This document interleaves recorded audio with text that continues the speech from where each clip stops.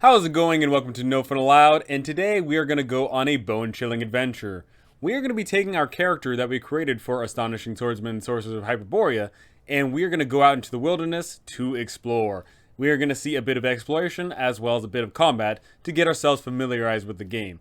Because for me, I find that the best way to learn a role-playing game system is to roll up a character and actually run a little bit of the game. In today's adventure, we find ourselves in this frigid, terrible place that we're going to trek because we heard a rumor.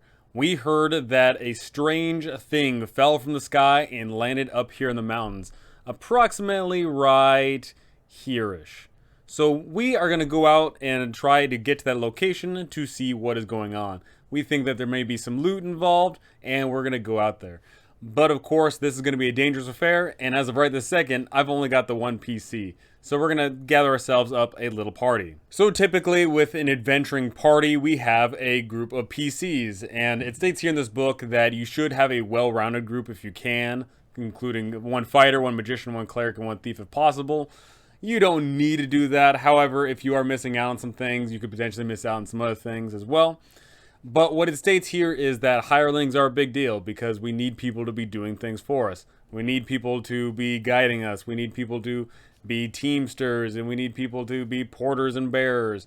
But also very important for me is the fact that I need some people by my side. So I either need to have some mercenaries or I need to have some loyal and faithful henchmen. So with this game system, traditionally, you don't get henchmen until later on, and you don't get them all in one go. In other game systems where you have a charisma and your charisma says that you can have X many number of henchmen, then you just can pick them up whenever you want. This game indicates that you are going to pick these people up over time, whether they be your friends that you convert to being followers, or they be some people that you hire on for, the torchbearer, but then those people eventually can become henchmen as well. So normally a level 1 character would not be doing this, but I'm going to do it for this instance because I've only got the one PC, so I'm just going to have a whole bunch of a level 1 fighter henchmen by my side. What's really unique about this system is that all of your henchmen in Hireling have two different scores associated with them. You have their loyalty, but you also have their morale. So those are two separate entities. So with loyalty, that comes down to how much they are willing to trust you, and morale just comes down to if there's a hairy situation, do they stay or do they run? Now in a game where I absolutely care about all these people and they're all named and they're all special and they're all fancy, I'm absolutely going to be rolling every single time on this, and I'm going to have unique backstories and little things tied behind these characters. But for the instance of this little adventure that we're going to go on, I'm just going to say that they all have a flat basis of 7 morale and loyalty, plus whatever is tied to my charisma, which, as you might remember, I've got a pretty decent charisma. Now, as a friendly reminder, when it comes to those hirelings, those people have those daily costs and those monthly costs, but here's the thing. That is just for if they're doing traditional stuff. They are not frontline fighters. They are not going to do anything too crazy, and if they do get into dangerous situations, you are going to have to pay them more. For example, being the armor bearer. The armor bearer is traditionally only 3 silver pieces a day, but a dungeon armor bearer works for 1 to 3 gold pieces a day. So you can see how if you've got a large party and you've got a ton of hirelings, that's going to start adding up to a huge cost. But of course, if you go out there and get a whole bunch of loot, it should be more than worth it. And now that I've gathered up my party, which includes me, 8 level 1 fighter henchmen, and 1 guide, we are going to go out into the wilderness to find what it is we're looking for. So that is where the adventure preparation comes in. We're going to go down this list every single time we go out on an adventure so that we don't forget anything and we know what's up. First off being the itinerary. Discuss when and how to go about the adventure. We are setting off from the insert blank town, and we are going to go out into the wilderness, and we are going to get to the crash site of whatever it is that fell from the sky. For our equipage, determine what special accoutrements might be needed. So because we are going out into a frozen wasteland, we're going to need some snow gear, we're going to need more cold weather gear, we're going to need all of that fun stuff. Hirelings. Determine whether hiring a mercenary or specialist might be advantageous. It absolutely always is, even no matter the situation. Unless you know that there is absolutely no gold at all, then you might not consider trying to hire people. But more often than not, hiring more people for the job is better because, yeah, you're losing out on some money, but it's better to be overprepared and have everyone live than be underprepared and have everybody die. Spells. Sorcerers should select the spells they wish to memorize for the start of the adventure. During the course of the adventure, as spells are discharged, rest and recuperation provide the opportunity to re-memorize. So, normally if you've got a whole bunch of spellcasters of whatever kind, then yeah, it is good to talk to everyone and say, hey, I'm going to prepare this spell, or I'm going to prepare that spell. And that's a really good thing to call out to everybody, because if someone says, hey, I've got this one spell prepared, then you can work around that one spell. For our instances here, we've only got the one spellcaster, which is me, and I have the spell Grease. So that could prove useful. We could use it for a number of situations there. Marching order. Whether moving across the wilderness or through the subterranean depths of the ancient crypt, establishing a marching order is imperative. This arrangement requires a bit of player strategizing. So if you have a full battalion of people that have pikes, then it makes sense that they're going to be walking up in front. If you've got a whole bunch of people with ranged, then where are they going to sit? Are they going to be in the middle of the formation? Are they going to be in the back of the formation? Where is the squishy wizards going to be? These things are important, and I highly suggest that you draw it out of some kind. I'm going to show you right here how I'm going to organize my group. Here is my marching order out in the wilderness. On the flanks, we have everyone armed with weapons on the get-go, but the people on the inside, those people have crossbows drawn. So if we encounter anything, then the people on the outside can help prepare for the defense. The people on the inside can shoot out their crossbows and be ready. And also directly next to my character is the guide, because the guide is not a fighter. They are going to be standing in the middle of the formation at all times, guiding us along our journey. Now, as standard tactics, often the players will inform one another, and also the referee, of what actions they typically will take if confronted by a particular situation. These responses might include swordsmen stepping forth with blades drawn and shields raised after archers and sorcerers fire their respective missiles and spells, for example. Standard procedures also might include a thief scouting ahead and searching for traps, a cleric stepping to the fore if undead approach, and so on. If the party have any idea of what they are about to confront, they might devise more elaborate plans. Countless possibilities exist, limited only by the inventiveness of game participants. So having those standard operating procedures there is tantamount, I think, because we don't want to go through the minutia of having every single little thing always come down to, okay, what do you do now? What do you do now? It would make sense that your characters have that autonomy. They would know what to do in a certain situation. So you just tell the referee, hey, you know, if we come across this, we're always going to do that. If we see that there is a woolly mammoth, we're going to get the heck away from there. If we see that there's undead, yeah, the cleric's going to step up and prepare to try and turn the undead. These things just make sense. Caller. Some groups, particularly those with 4 or more players, might designate one of their number to function as the caller, a player who communicates to the referee the group's plan. This practice reduces the chaos of several voices speaking at once. So instead of everyone saying, hey, I want to do this, hey, let's all do this, hey, instead of everyone just saying that, then everyone confers to one person who is the caller. You can call them the group leader, whatever it is. And that person then refers to the referee and says, hey, we are doing this plan. I really like that because, one, I do think that having a sense of leadership in adventuring parties just absolutely makes sense. But two, you know, you can see how it works out. If you have someone who's a good caller, who is going to make good decisions for the party, then you keep them on. But if you get someone who's a bad caller, they make bad decisions for the party, they don't listen to every single order, then you can kick them out and put someone better in charge. And mapper. It is always wise, particularly whilst dungeon delving, to have one member of the party function as mapper. The player uses a sheet of graph paper that is usually 4 or 5 squares per inch, and is assumed that his character has the benefit of perhaps a writing stick and parchment. With practice, a skilled mapper may be able to sketch out the dimensions of a dungeon labyrinth as communicated by the referee.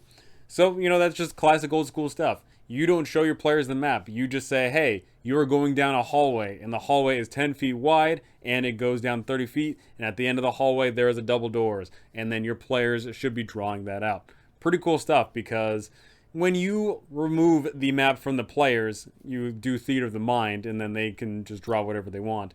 There is that bit of creativity there, but also the fun chances of people messing up. Maybe you describe something and the players accidentally put something else down, and then now they've got an improper map, and that could lead to fun hijinks and shenanigans later on. Now moving further on, we have the adventure actions and procedures, just the typical stuff. How do you deal with climbing, doors, light, because in this game, nobody has dark vision, nobody has infravision. Everyone's just a human, so light is a big deal. You need to have torches at the ready. And we get listening, sleep, rest, traps, the whole kit and caboodle. Now here's where things are really important is time. 1 round equals 10 seconds, so that means 6 rounds is 1 minute. 1 turn is 10 minutes, and that means 6 turns is an hour. And that vernacular is very important because later on we'll be seeing how movement works throughout the world and land of Hyperborea. So here are the big charts we're going to be looking at. Movement in miles per day. If we have a party of everybody that can move 40, then we can move 24 miles per day. But if any one person is slower, then you're only as fast as your slowest person. So in this instance, we have people that are wearing a bit heavier armor, and thus our movement is going to be bogged down to the movement 30 and specifically 18 miles a day.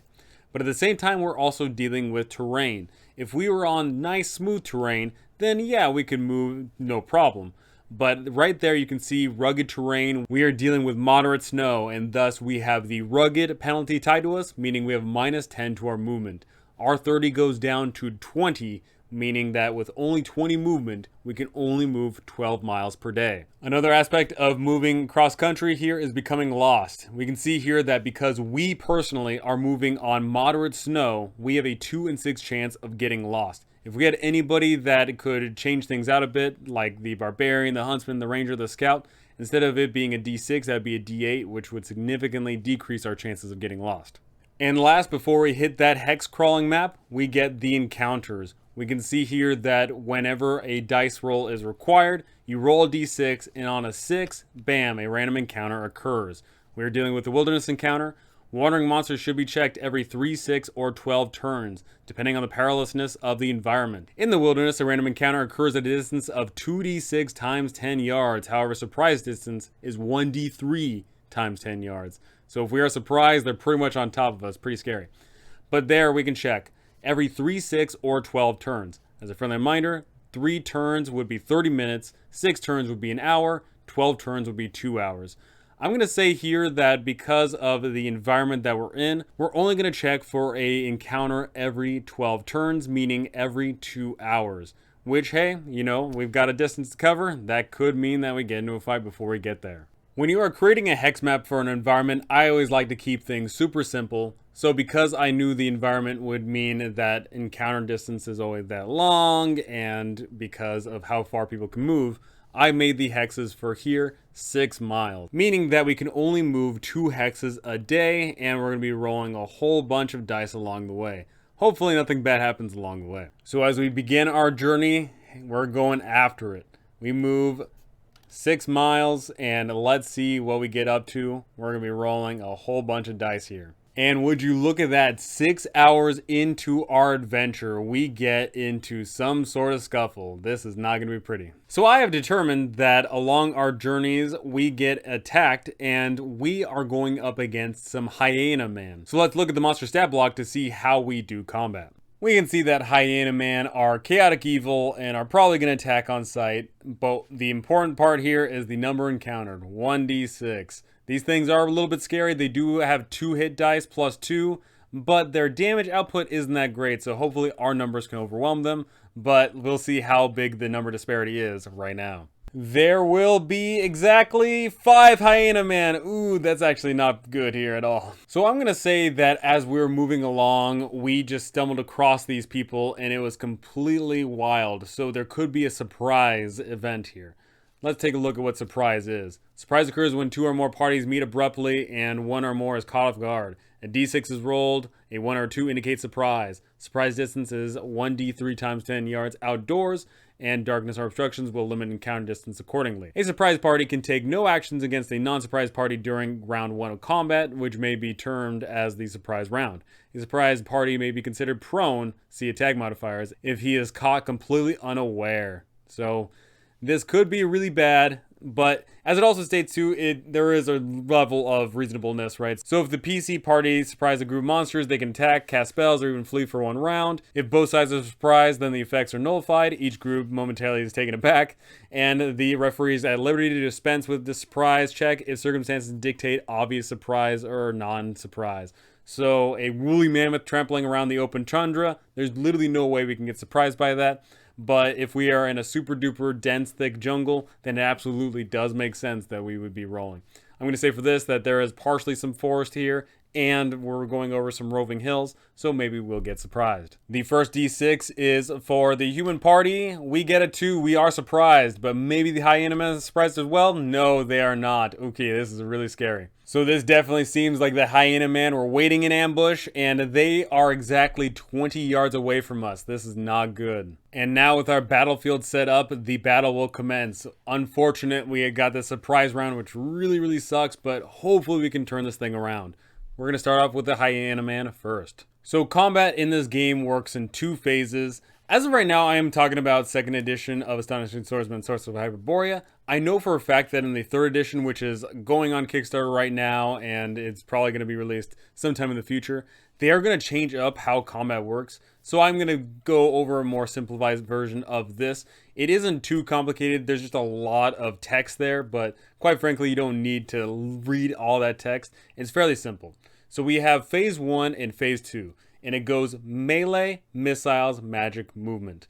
Just the nature of it. You have a melee round, then the enemy has a melee round. You get missiles, they get missiles, etc., etc. Except obviously in this instance, there's not going to be that case. The Hyena Men don't have any missiles or magic. They're just going to be running straight for us, and then we don't get to activate this turn. So the Hyena Men natively have a 30 movement speed, but because of the terrain that we're in, the movement is going to be shortened down to 20. And that's a big deal because they will only be able to move half of their speed during this first round. So on that first round of combat, the Hyena Men are going to be able to move 10 whole feet forward, and they're howling, yelling, screaming, and freaking us out. We don't get to do anything in return, and then it goes on to missile, which, hey, they don't have any missiles. Goes on to magic, they don't have any magic, and then it goes on to movement, where they're going to move another 10 feet. Now that we've gotten over the surprise round, let's go on to the rest of the combat, which will be the rest. We have declare actions, determine initiative, resolve actions, and check for morale, if morale needs to be checked. So first things first, let's declare actions. Action declaration. Before initiative is determined, each player must state his character's intent, move, attack, cast a spell. Alternatively, the caller announces each character's actions. If a spell is to be cast, the player must name the specific spell. Meantime, the impartial referee silently decides the actions of the opposition. So, silently, yes, as the referee, you are going to decide if they are going to melee, missile, magic, or move. But the important thing to consider is if the enemy is doing magic, then it is declared out in the open, hey, they're obviously casting a spell. You might not know what that spell is, but they're casting a spell. Other than that, it's going to be sort of obvious what the enemy is going to be doing, right? So for this, I'm going to say that the henchmen on the outsides that are armed with the sword and boards, they are going to move up and get ready to defend. All the meanwhile, the henchmen on the inside of the formation, they're going to shoot their crossbows out at the people in the center. So we're going to see how that resolves. And my character, by the way, is also going to be part of that shooting. And the reason why we declare those actions before we roll initiative is because that means whatever you decide could be borked. You could decide to try and shoot somebody, but then they get up in your face and now it's kind of worthless. Or you could decide to try and run, and maybe that means that someone else gets ruined because of the initiative. I like this system a lot because that rewards a lot of creativity and, thinking ahead of time. And now on to initiative. Initiative order is determined with opposing d6 rolls. The side with the next highest score acts second at each phase. So no matter what, if you get high, then yeah, you get to act first the first round, but then you unfortunately are going up next the second time. It's only fair. Ties may be resolved in order of dexterity scores or considered simultaneous actions. Using dexterity to break initiative ties can create interesting results, with some party members possibly acting before the monsters and some after. If the initiative throws result in a tie, the dexterity scores are the same, then truly the action is simultaneous. The referee has access to the monster's dex rating in Volume 4, but in some cases may need to assign the dexterity score by rolling 3d6 or 4d6 drop a high, may be used for slow creatures. So just in case here, let's take a look at the Hyena Man. The Hyena Man has a dexterity of 9. So hopefully we're going to be better than that. We should be better than that, hopefully. Alrighty, rolling 2d6. The first d6 is going to be for the humans. The second one's going to be for the Hyena Man. we are easily first. So thankfully we are able to fight back a little bit better here. So for melee, we're just going to bolster our defenses here. We're going to have the people on the flanks move up using half of their movement, and that's going to be that for the melee. But then we go on to the enemy's melee, and they are going to move up. They are barreling straight for us. But now we go on to missile, and this is where we hopefully pour some hurt onto the enemy. We have 5 crossbows coming in at the Hyena Men in the center there. But before we actually get to shooting here, let's actually determine how hardy these Hyena Men are. Working from left to right, we are going to see the Hyena Men with their almighty health. They have 2d8 plus 2. So hopefully we're not going to go up against anything too crazy. Hopefully. We get, oh my goodness, that one on the left's a tank. The one in the center is garbage. The one in the center is okay. The one on the right's a little bit better. One on the right's pretty trashy. Alrighty, HP's plugged in, and let's take a look at shooting mechanics here. The reason why my people did not move and shoot is because that is a dangerous affair. A stationary missile shooter can unload on phase 1. However, if he elects to move half and fire, he releases on phase 2 at a reduced rate of fire. Also, a missile shooter with multiple attacks may elect to delay. So none of us have multiple shots because we're all using crossbows, so that doesn't really matter. But I just wanted to make sure that we get some shots off in that first phase. We also see here that all missile weapons are listed with 3 ranges, short, medium, and long. Reckoned by the foot indoors and by the yard outdoors. Medium range shots are at -2 attack penalties, and long range shots suffer a -5 penalty. But fortunately for us, we are in a short range here, so we shouldn't have any problems. The real problem will happen if we fire into melee, but we'll be getting to that in a moment. All of my guys are armed light crossbows, and you can see there that the crossbow has a range of 60, 120, and 180. We are all easily within 60 because that's actually where the combat started, so we are good to go there. And also, as you can tell above me, I've got this combat matrix table. All of us are at fighting ability 1, and we are trying to beat the Hyena Man. We would not know what the AC is of the Hyena Man, but of course we know as referees and people watching this, we see that the Hyena Men have an armor class of 5. So once we take a look at the reference there, we have a fighting ability of 1, and we are trying to hit armor class 5. That means we need to roll a 14 or better in order to hit them. That shouldn't be too hard. We've got plenty of shots, right? So as a friendly reminder, my character, Cargalis, is actually really good at shooting. He has a 17 dexterity, meaning we get a +2 to the attack modifier, meaning that we don't even need to roll a 14, we only need to roll a 12. That should be easy, right? However, to make things simple here, I just had everyone be just a plat plus nothing into their shot. So I'm going to roll my shot first, and I'm going to be shooting at the one on the right, as well as my other 2 henchmen, and the other 2 henchmen are going to be shooting the one on the left. So here's hoping my shot connects, and it does, but we'll tally up all the rest of them right now. The other shots coming in on the Hyena Man on the right middle there, one of them connects, one of them misses, but what about the Hyena Man on the left? One of them is a crit, and so we can actually showcase that off pretty soon as well. 2 shots connected with the Hyena Man in the middle right, meaning that we are going to do 2d6 plus 2 points of damage. Hopefully that's enough to take it down. And we get a whopping 9 points. We do exactly enough damage to slay it. Awesome stuff.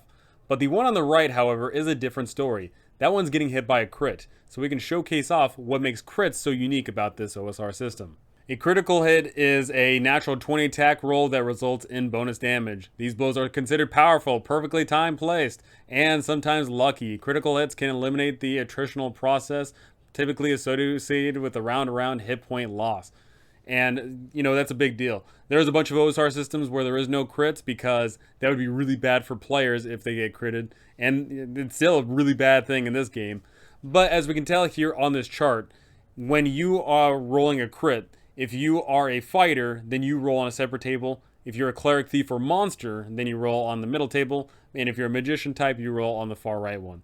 It gets worse to better working from right to left. So we can see here that the magician really sucks at crits, but the fighter absolutely loves crits. And guess what? Our person that just shot is a fighter, so we're going to have them roll a d6. and we're going to see if that is going to add a +2 to the damage, if that's going to double the damage, or is it going to triple the damage. So here's hoping this is a good crit, and we get a 4. That is going to be pretty freaking good. We get to double the dice of the damage, which is pretty dope. We don't get to double anything else about it though. We don't get to double our own strength bonus, or if this was melee, we don't get the extra +1 because this is the crossbow.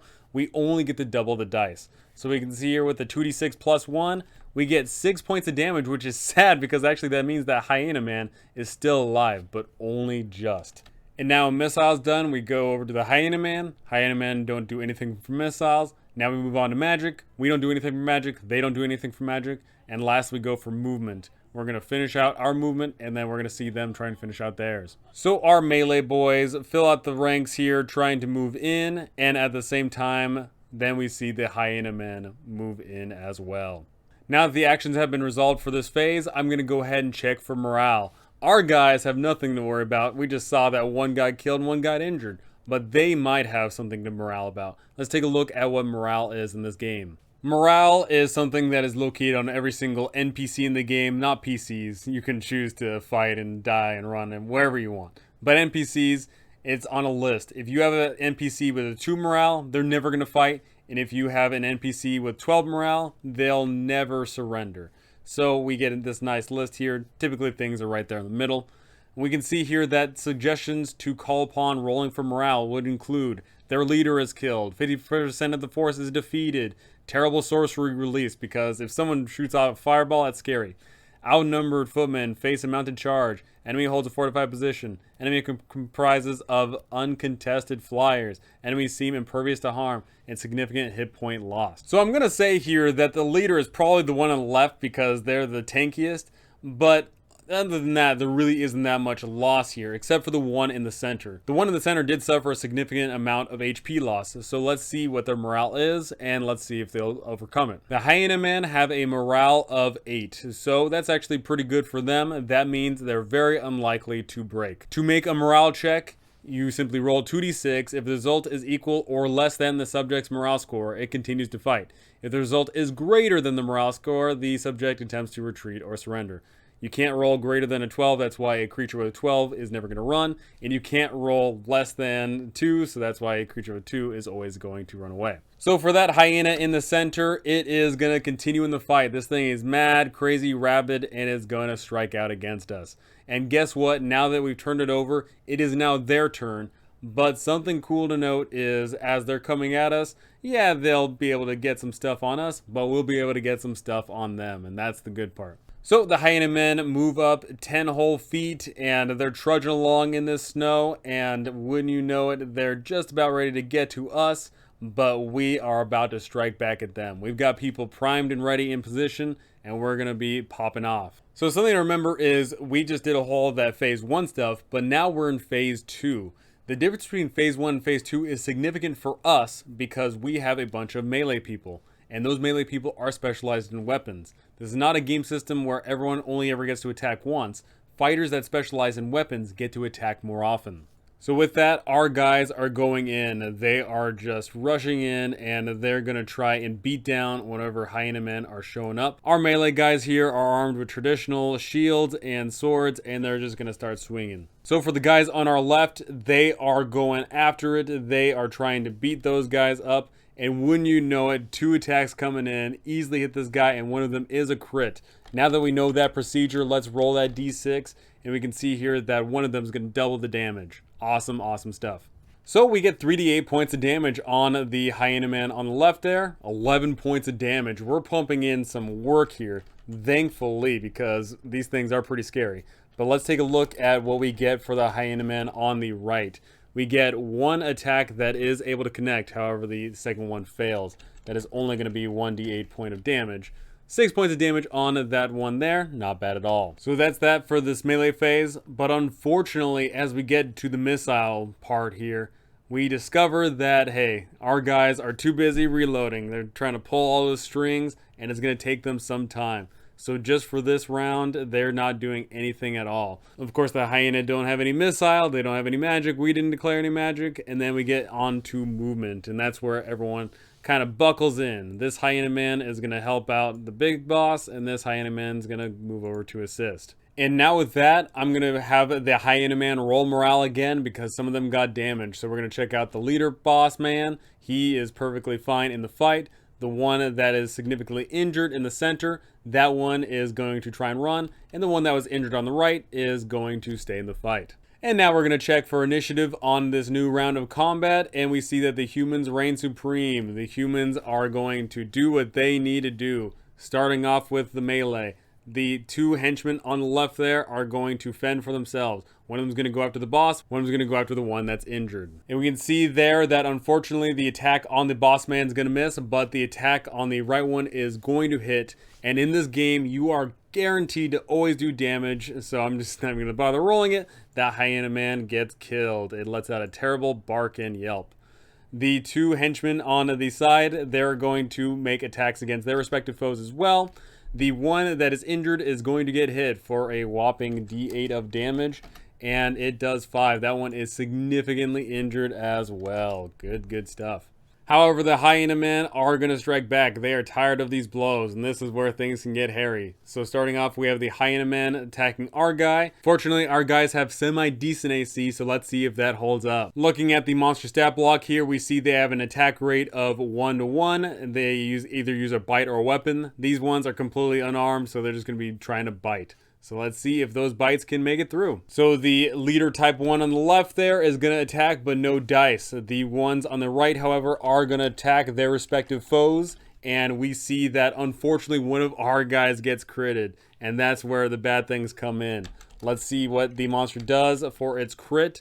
Fortunately, it's only going to be a +2, but that could easily put our guy out of commission. As the bite is going to come in with a 1d4 +3 now. Easily enough to knock him down. But hey, this is not as lethal as some of the other OSRs. At a 0 HP, that means they are alive. They've just simply fallen unconscious. So we may be able to save their lives. Now we move on to the missile round, and this is where things could get potentially hairy. We are going to be firing into melee. If his target is in short range, a missile shooter may attempt to thread the needle, firing at a -2 attack penalty. However, if the attack roll is a natural 1, 2, or 3, and this result qualifies as a miss, then the ally is targeted instead, randomly determined if more than 1. The shooter must make a new attack roll, also a -2 attack penalty, and hopefully not hit their ally, but they might.